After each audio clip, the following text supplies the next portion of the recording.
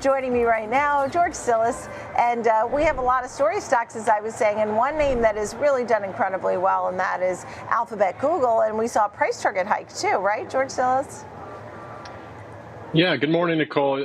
When it comes to Google, you have to consider how they've caught up tremendously over the last year to OpenAI. I think Gemini 3 launch has been tremendously successful, and they're integrating artificial intelligence across all their platforms, including, of course, their cloud platform, including verticals like the TPU sensor chips. Waymo has been successful as well. And I think if you consider their two preeminent brands when it comes down to search and YouTube, those are the two largest search engines globally. And so with that said, the analysts are still constructively bullish on Google. If you look at Citizens, they upgraded the stock to $385 from $340, maintain an outperform rating, and they still see strength in their core search business. Like I mentioned, YouTube and, of course, Google search is the two largest search engines globally.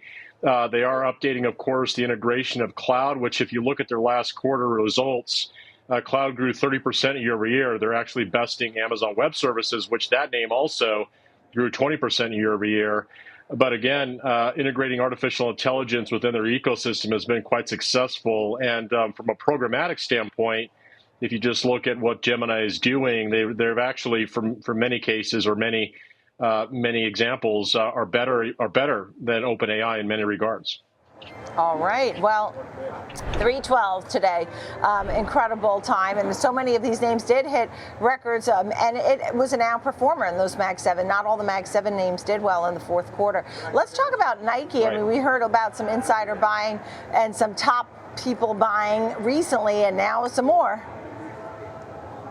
Yeah, so I was just looking at the chart. If you go back to the reported earnings and just a couple of weeks ago, it gapped down, but it's recovered a lot of that price action. So the whole story with Nike is still essentially a recovery play. And there's, of course, what's going on with the CEO, which he'll recently purchased approximately $1 million worth of shares. After retiring in 2020, came back in late 2024 to basically revitalize the brand.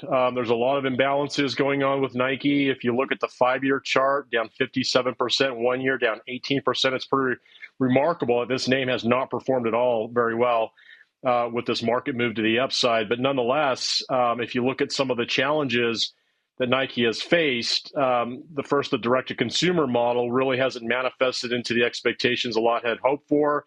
The China growth model also, if you look at last quarter, there seems to be some regional imbalance with sales in China down 17% year over year, but nonetheless, North American sales have been improving up 9% year over year. So there seems to be a vote of confidence now with the CEO making a direct acquisition of additional shares, and it's creating some lift to the shares today as a result.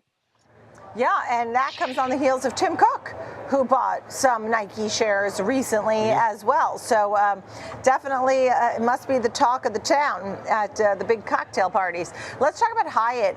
They had to update the guidance. Yeah, so, I mean, Hyatt's been a relatively stable performer over the past couple of years, done extremely well since the COVID pandemic. Up over the last 4 or 5 years. When it comes down to the luxury brands and pricing power, Hyatt is doing very well alongside Marriott. Now, there was an adjustment that the company declared in terms of their earnings. They reiterated financial guidance slightly to the downside for 2025. This was based upon Hurricane Melissa, which came in around October, that impacted their Jamaican properties. Their Playa Hotel acquisition, which was done in June, seems to have been impacted based upon the hurricane. Again, there's going to be some business interruption insurance that I'm sure that'll be sorted out. But nonetheless, they actually brought their EBITDA guidance down to the low end of the range, which, again, they published on their last quarterly earnings between $1.09 billion and $1.11 billion. So their strategy has been high price. In terms of luxury and upscale properties. That seems to have manifested, but again, a little bit of a pullback today, not necessarily a very large impact in terms of the EPS guidance, but nonetheless, a slight decline today. Yeah, and they have 7 properties that now will be under reconstruction and not opening till the 4th quarter. But I was happy to read, George, this October Melissa hurricane, which was probably one of the worst on record ever, particularly for Jamaica, but that they said that the people were evacuated safely and assistance is, needed and all that. So a work in progress there in beautiful Jamaica. George Tsilis, thank you. Wonderful to see you. Happy New Year.